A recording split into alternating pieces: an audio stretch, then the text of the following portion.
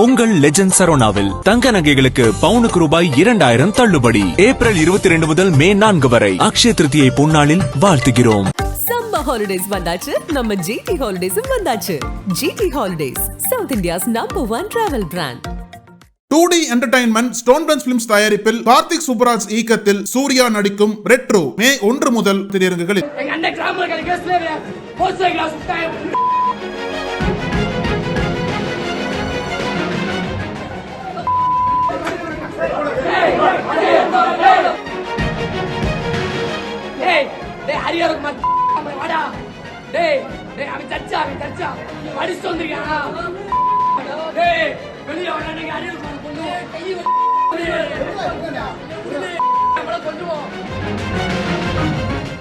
கஞ்சா வழக்கில் சிறை தண்டனை கொடுத்த நீதிபதிக்கு குற்றவாளிகள் நீதிமன்ற வளாகத்திலேயே கொலை மிரட்டல் விடுத்த சம்பவம் மதுரையில் பரபரப்பை ஏற்படுத்தியிருக்கிறது. கடந்த 2024ஆம் ஆண்டு மதுரை மாநகர் வில்லாபுரம் அருகே கருவேலங்காட்டுக்குள் இளைஞர்கள் சிலர் கஞ்சா கடத்துவதாக போலீசாருக்கு ரகசிய தகவல் கிடைத்தது.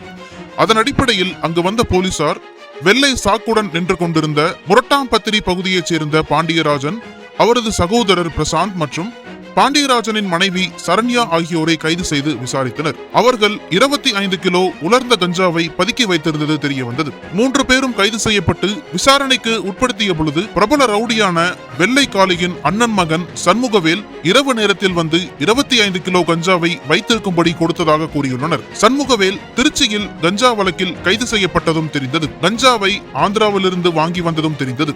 இந்த வழக்கில் பாண்டியராஜன், பிரசாந்த் மற்றும் பாண்டியராஜனின் மனைவி சரண்யா ஆகியோர் கைது செய்யப்பட்ட நிலையில் மதுரை மாவட்ட போதைப் பொருள் தடுப்பு 1வது கூடுதல் நீதிமன்றத்தில் விசாரணையில் இருந்தது.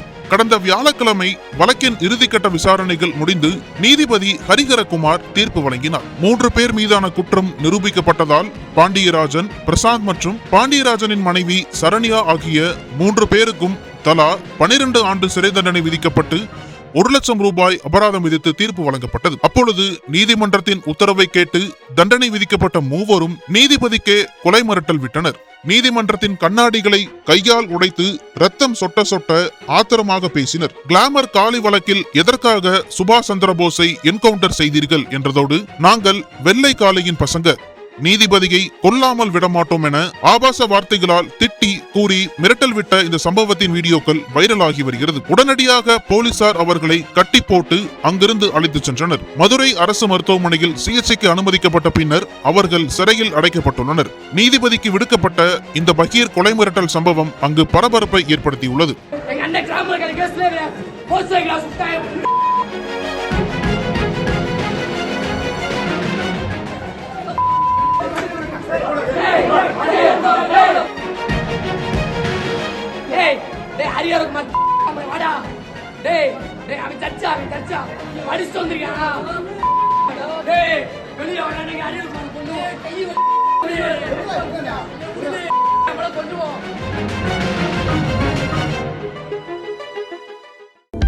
அனல் பறக்கும் செய்திகளை அப்டேட் செய்து கொள்ள நக்கீரன் களத்தை இப்பவே சப்ஸ்கிரைப் பண்ணுங்க.